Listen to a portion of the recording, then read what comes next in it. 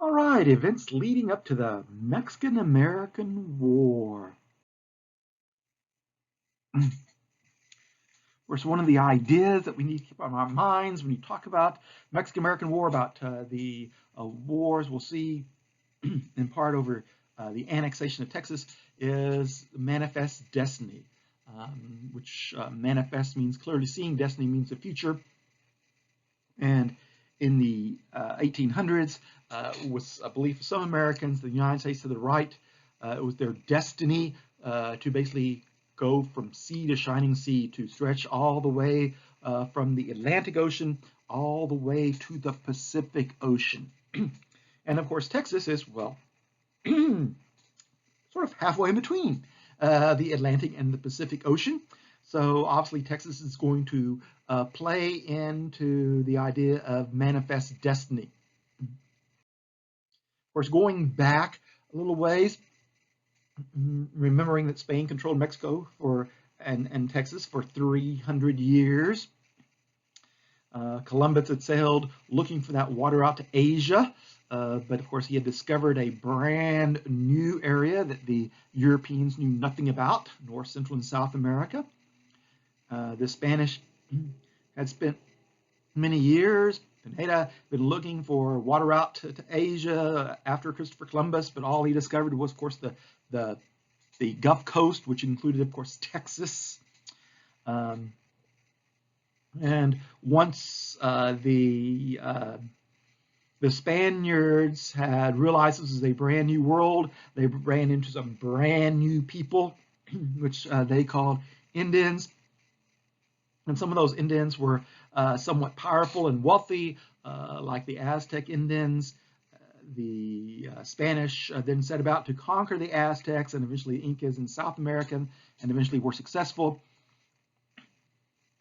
And the Spanish then thought to themselves, well, you know, if there's a large, rich Indian empire in South America that we conquered, and a large, rich Indian empire in Central America that we conquered, there's probably a large, rich Indian society in North America that we could conquer. So people like Coronado and others started investigating North America in order to find those rich Indians, to, of course, to take away their riches, find those rich cities, sometimes called the cities of El Dorado and Zabala and other names they gave them. Of course, the Spanish found no cities of gold in North America. But what they did do was they claimed a lot of land in the process of looking for those cities of gold. And of course, they also claimed a lot of Texas looking for those cities of gold. The Vaca expedition, which of course started in Florida but was eventually shipwrecked in Texas, claimed the Gulf Coast and basically eventually the Rio Grande Valley for Texas. The Coronado expedition claimed the northern panhandle of Texas for the Spanish. But again, in all these areas, they found no cities of gold, basically just some poor Indians. And so the Spanish were not very interested in Texas for a very long time, for over 100 years, until the French arrived. The French arrived by accident, La Salle expedition looking for the Mississippi River, but missed that by several hundred miles and landed in Texas. The Spanish, when they realized the French had landed in Texas, immediately set about several expeditions looking for the French so they could kick them out of Texas. Eventually they did find the La Salle expedition site in Texas, but by that time the Indians had attacked and basically killed almost everyone there, except for some children who was rescued by the Spanish. Of course, the Spanish were very upset. Well, they weren't upset that the Indians had killed the French settlers. They were upset that the French had actually dared land on the claimed land of Spain. How dare those French land on our land? Even though, of course, it was Indian land. The Spanish then set about trying to prevent that from happening again by setting up a mission system in Texas, especially in East Texas, to guard East Texas from French influences in Louisiana and what was then called New France. The missions were also, of course, an effort to Christianize the Indians and bring them into Spanish culture. Of course, that idea did not work very well. Very few Indians were actually Christianized, and very few even less Indians actually made it into Spanish culture. So eventually, Spanish settlers moved into Texas, and of course, once the French threat was basically over, when New France was basically sold, Louisiana Purchase area was sold to the United States in the early 1800s. At that point, Spain closed its mission system, or most of its missions in East Texas, and ordered everyone back to San Antonio.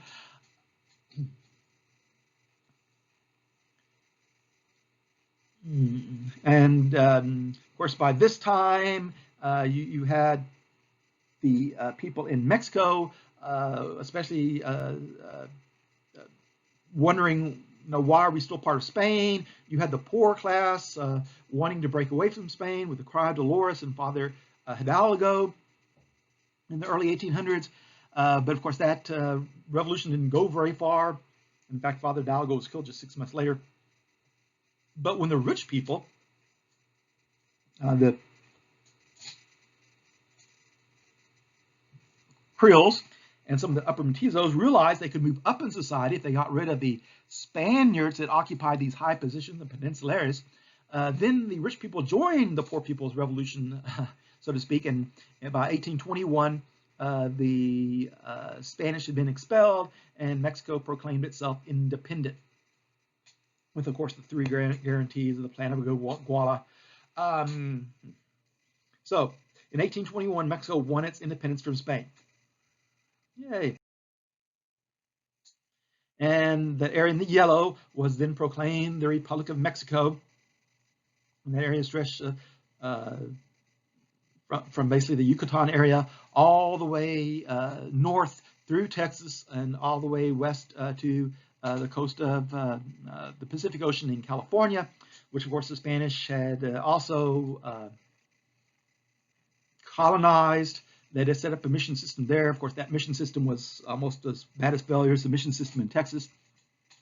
But nevertheless, in 1821, Mexico becomes independent. Okay, so the first step leading to the Mexican-American War is the fact that Mexico became independent.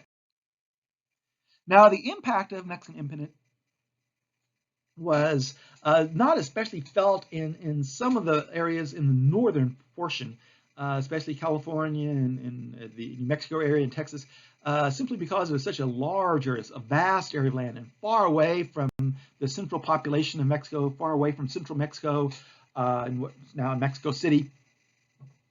So the Mexican government had a great difficulty in governing those vast lands. And for a time, they didn't quite know what to do. They recognized, however, that the Native Americans were still hostile, just like they had been hostile to the Spanish. They recognized that bandits throughout the Spanish era and now the Mexican era were also inhabiting these lands. But they also recognized the United States was growing.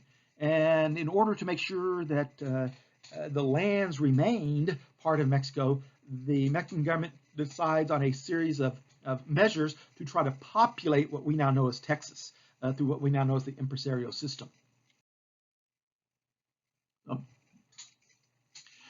So the first impresario they met with, or actually Moses Austin, who worked his way down from Missouri, had come up with this plan to bring American settlers into Texas, and eventually the Spanish government originally okayed that plan, but by the time Moses Austin got the information, he was on his deathbed, and he basically sent a letter to his son Stephen in New Orleans saying, hey, I'm going to die, but I have this great plan to bring American settlers into Texas. So the Spanish government has just given me permission. So Moses Austin dies and is left to his son Stephen to bring the first settlers, American settlers to Texas. But of course, by this time in 1821, Mexico has become independent from Spain. And so Stephen F. Austin has to go down to Mexico City and work on an entirely new contract with Mexico, which eventually they agree to because they want their northern area populated. so it won't be taken away from them, so they won't lose it. So they grant Stephen F. Austin the first impresario contract. And of course, there's some rules. The first rule is the people that he brings in has to follow Mexican laws. They have to proclaim loyalty to Mexico. They must become practicing Catholics, which was the religion of Mexico at the time, and they must speak Spanish. Stephen F. Austin brought these settlers in to Texas, and he became the most successful impresario of them all. The first families were called the Old 300. There weren't quite 300 land grants, but close enough. The Old 300, and they did everything the Mexican government wanted them to do. And because he was, everything worked out so well, the Mexican government decides to allow him to bring more Americans into Texas, and eventually allows more impresario contracts headed up by other people to bring more Americans into Mexico, into Texas. For Stephen F. Austin, known as the father of Texas, and led the first legal colonization of Texas with the Old 300. Of course, as the number of Americans in Texas increased, there was a couple of things. One, the Mexican government was somewhat suspicious of these Americans,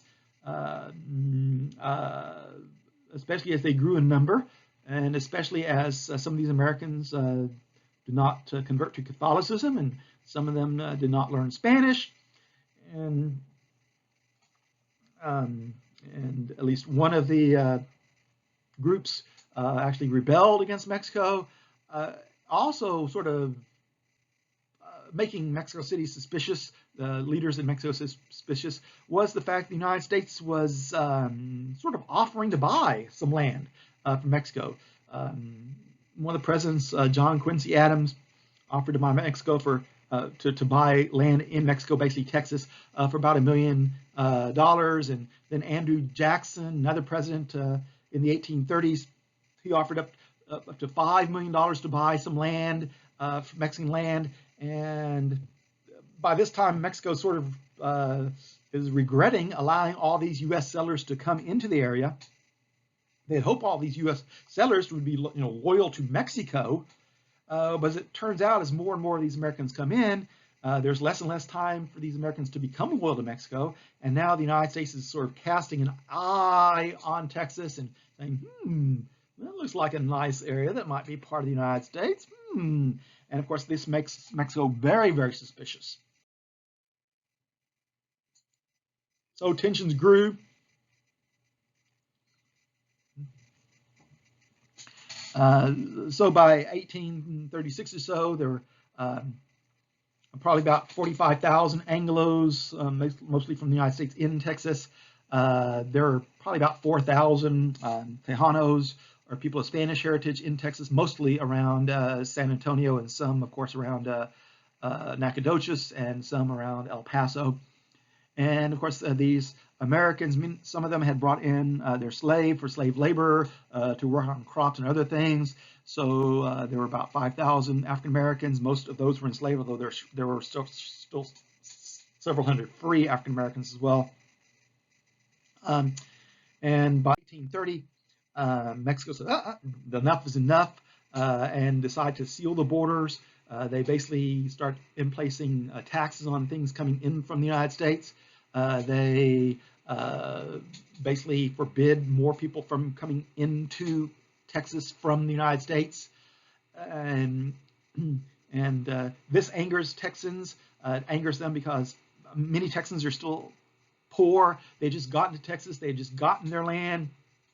They were still small farmers, and sometimes farms take many years to become profitable.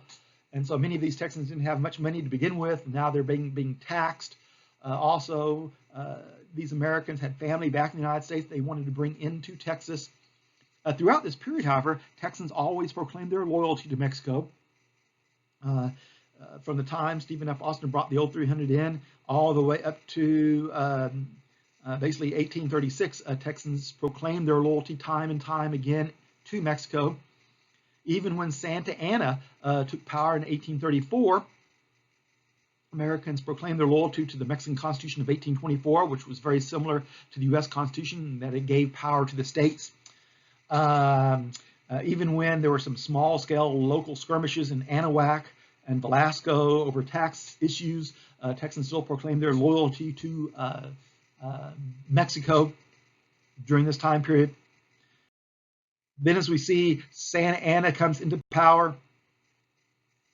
He becomes a dictator. And of course, in 1835, the Mexican government from San Antonio, General Casa, General Santa Anna's brother-in-law, sends out a detachment to Gonzales to get a small cannon back, and the people of Gonzales won't give it back and fly that flag saying, "Come and take it." There's a brief battle. The Mexican troopers ride back to San Antonio, followed by the Texas militia. Texas militia basically surrounds San Antonio. They're sort of driven off track for a few days by the grass fight, which they think is they're going to get some gold, but in fact the Texans actually only get grass that the Mexicans are bringing up for the horses. But nevertheless, eventually the burning of basically some areas in San Antonio as defensive measures by the Mexican government, General Cos, brings the Texan militia into San Antonio. And after 4 days of heavy fighting, General Costas surrender, and he agrees to lead his forces back down past the Rio Grande River and not to return. Of course, that's not to be. Santa Anna, naturally, being a nice dictator, likes power. He doesn't want to give up any power in any place. And so when Texas rebels, Santa Anna decides to lead an army into Texas and take it back. He travels so quickly, he travels through the winter months so quickly that the small group of Texans still guarding San Antonio are surprised when they see Santa Anna approaching in March of 1836. They quickly rush into the old mission, the Alamo, and fortify it. Meanwhile, with the information that Santa Anna has invaded reaches Texas, Texans are having another meeting on the Washington Brazos, and they decide to declare independence. And with the Texas Declaration of Independence, and during this time, the siege of the Alamo is going on. Shortly after declaring independence, a couple days later, the Alamo falls, and Santa Anna basically kills all the defenders of the Alamo, then moves on to Goliad and basically it kills several of the defenders, or 1 in 10 of the defenders, or all of the defenders, excuse me, at Goliad as well. So Texas has declared its independence against Santa Anna.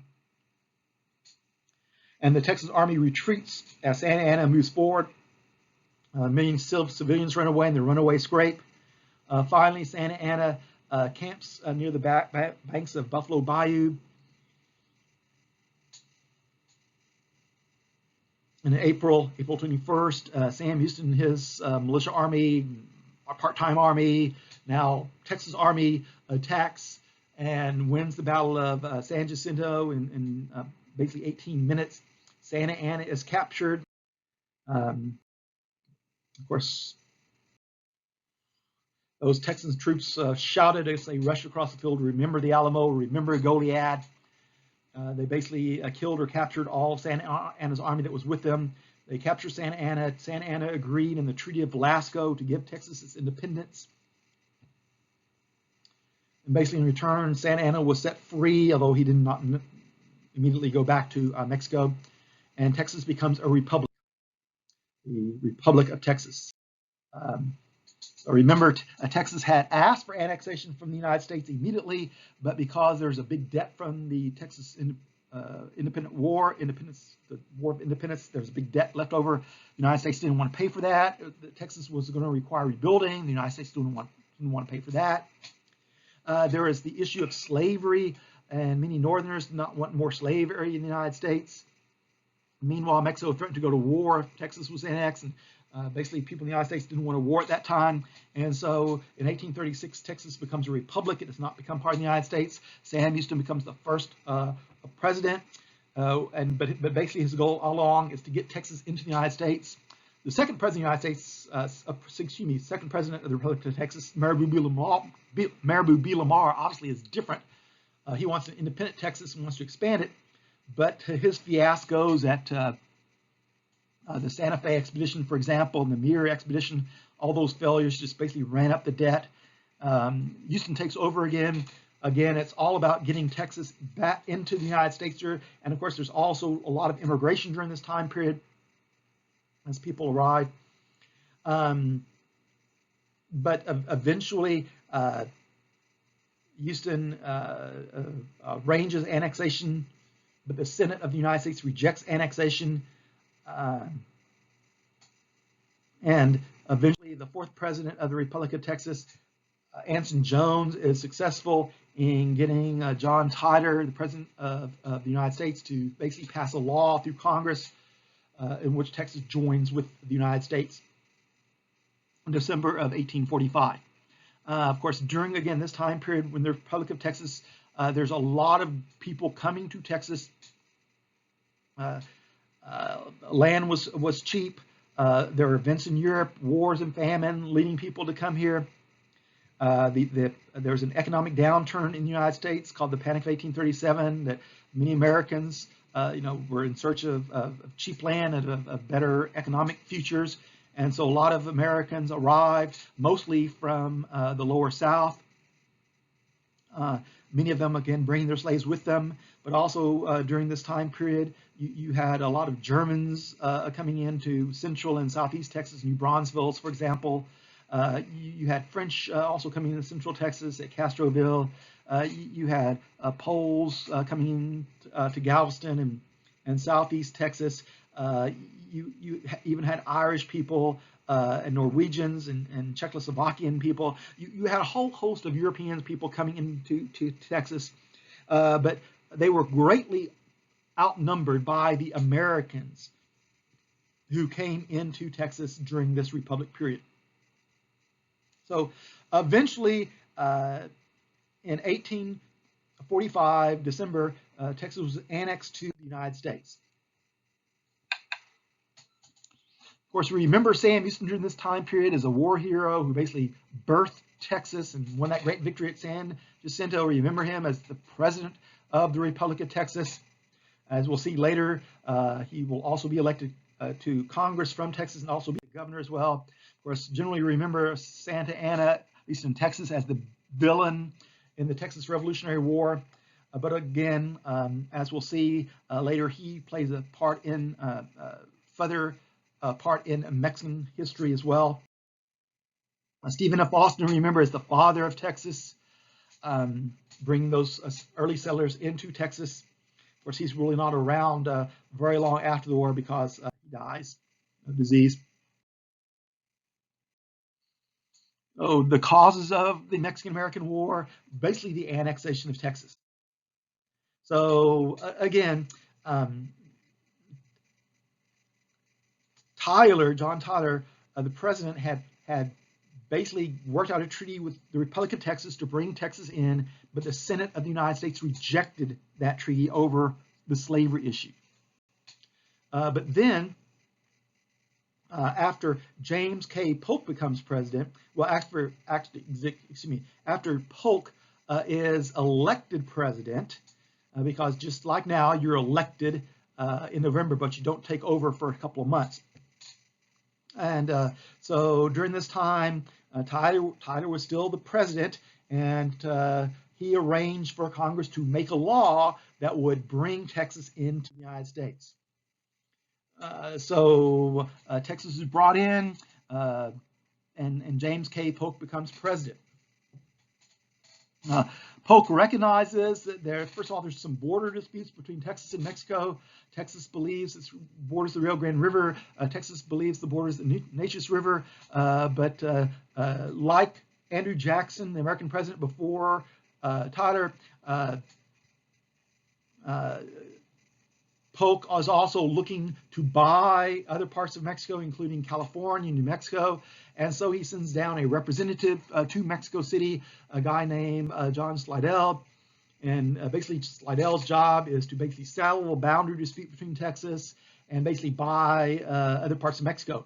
But of course, the Mexican government is not exactly excited about selling land to these Americans who apparently have just taken over part of their land for free. That is, they've just taken over Texas by annexing it. So the Mexican government is in no position to negotiate.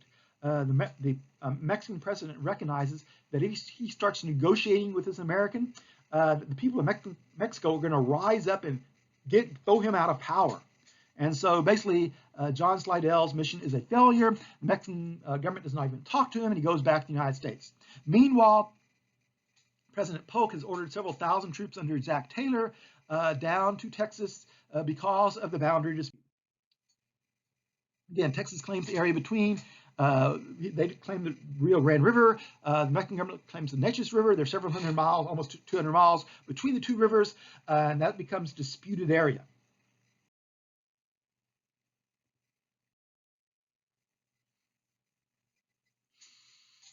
So Polk orders, General Zach Taylor into that disputed area.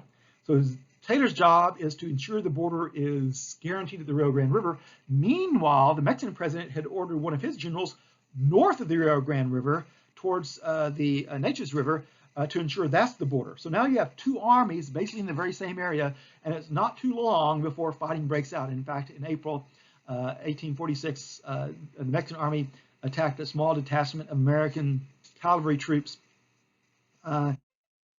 and that message eventually reaches Washington, D.C., and President Polk then includes that in his war message to the U.S. Congress, basically asking for a state of war since Mexico has attacked us on our own soil. He says of course, because he considers the Rio Grande River part of Texas, and now Texas is part of the United States. So that area in the yellow was basically the main disputed area, and basically where the war starts.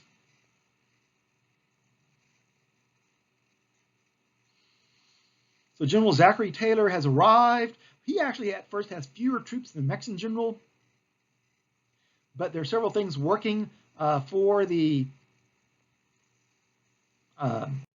American army. Although the American public is not really united on it, basically most people in the South favor this war because it basically is going to extend slavery. And of course, people in Texas are basically in favor of this war. Basically, they see this as a way of getting back against the Mexican government for things like Goliad and the Alamo. Many northern states that are against slavery are not really in favor of this war. Nevertheless, as the war starts, Zach Taylor sent south with these troops.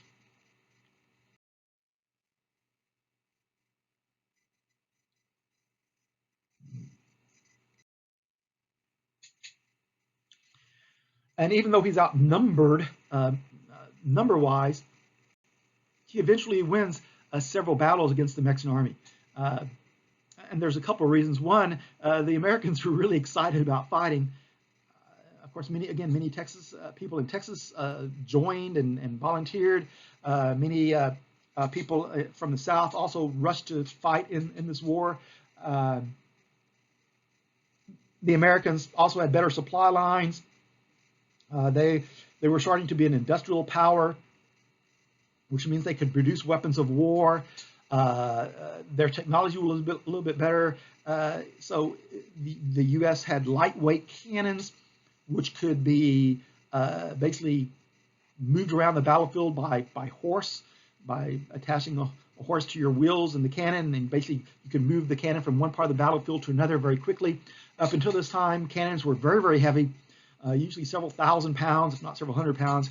And once you placed them on the battlefield, that's where they stayed. They stayed in the direction you pointed them, and it was just your tough luck. If the battle took place some other place, or if the fighting was behind your cannon, you couldn't turn the cannon, it was so heavy.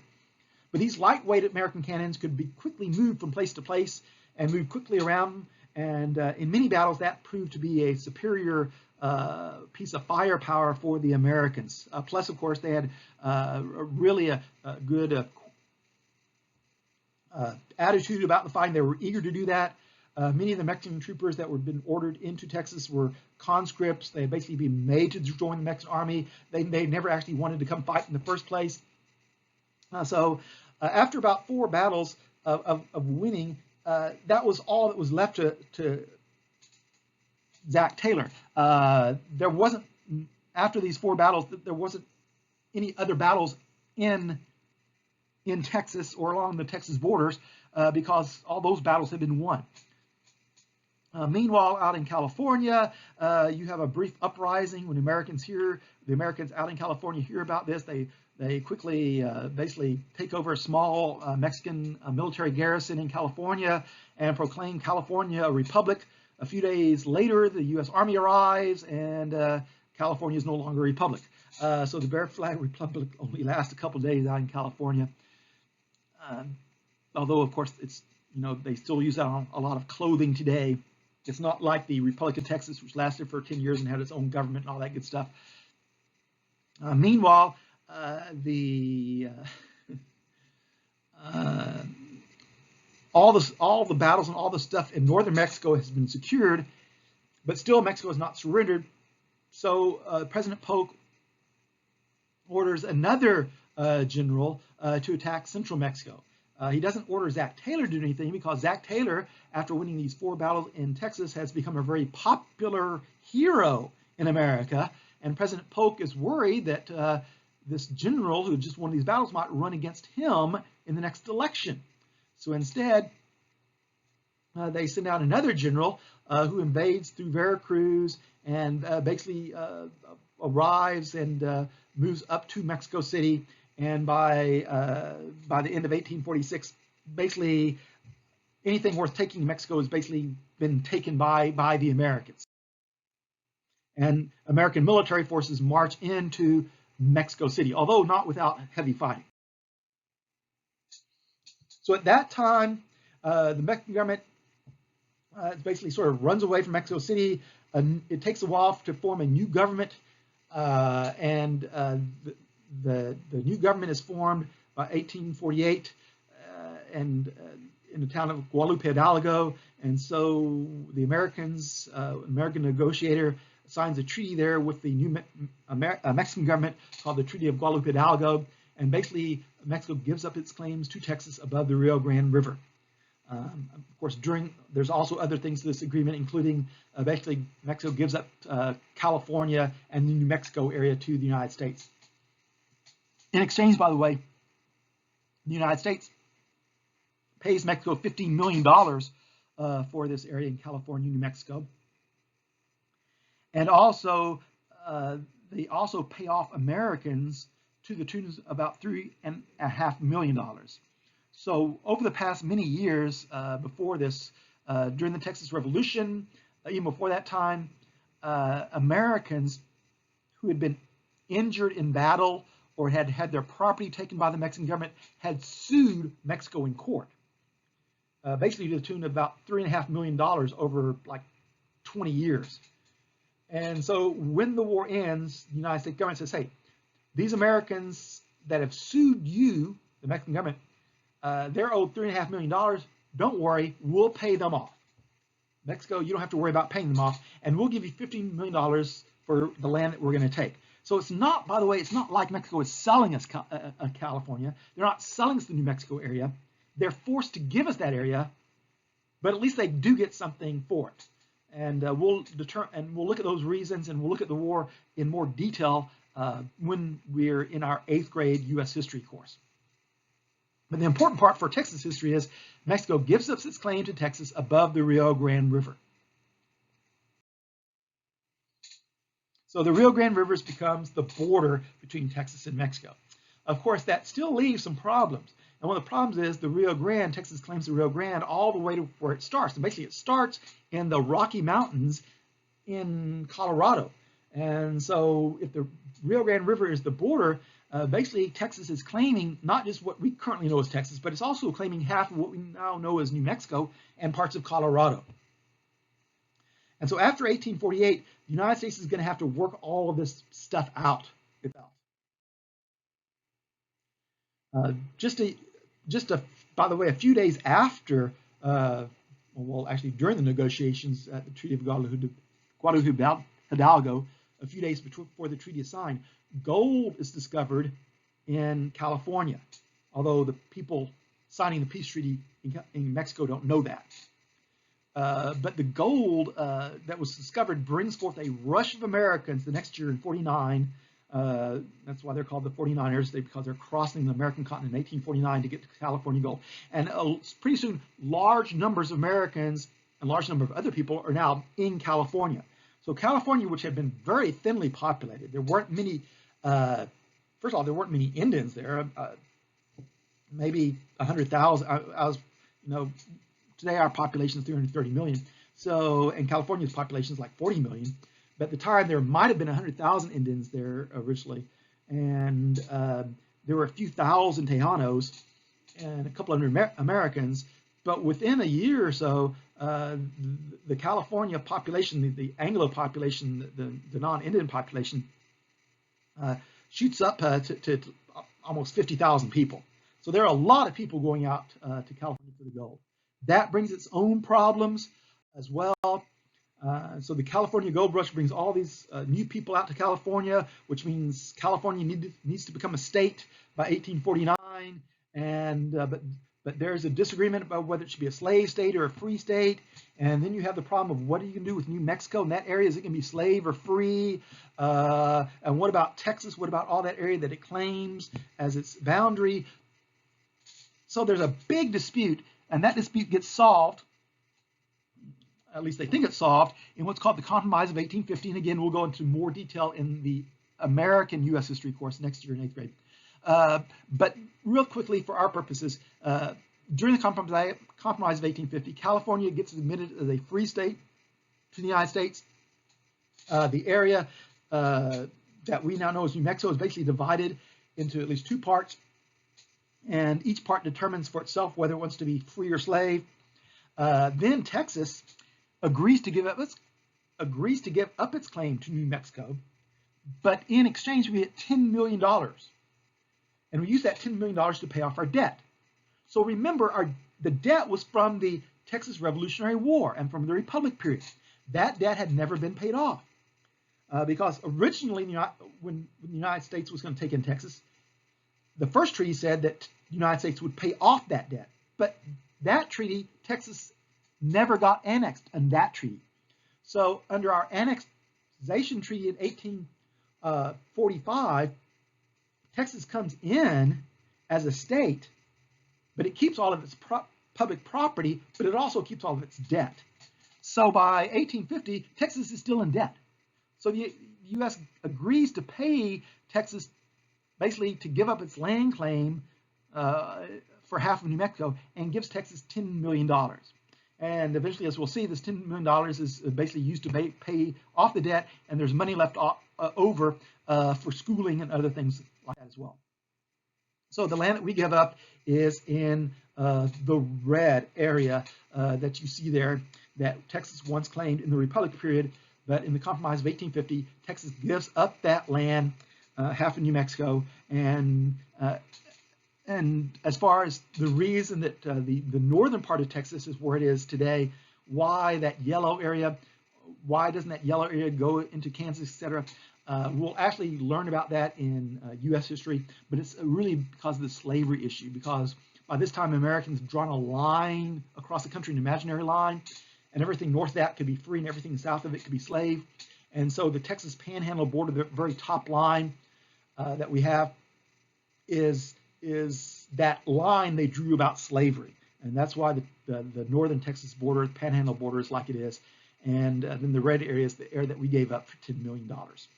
And of course, we'll use that $10 million to pay off our debt and use it for schooling, and we'll use it for other great things as well. So that's basically Texas and how Texas was influenced and what part Texas played in the Mexican-American War, 1846-1848.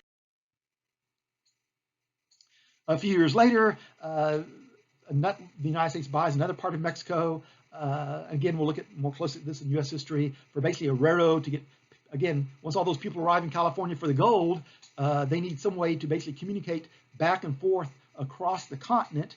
And so the idea of a transcontinental railroad, a railroad that goes across the continent, would be very influential in U.S. history. And the United States would buy this area of land to build that railroad on. Obviously, that railroad would then go through Texas as well. So that would later play a part in Texas history, especially after the Civil War. So the annexation of Texas brings Texas into the United States, but it also brings about a war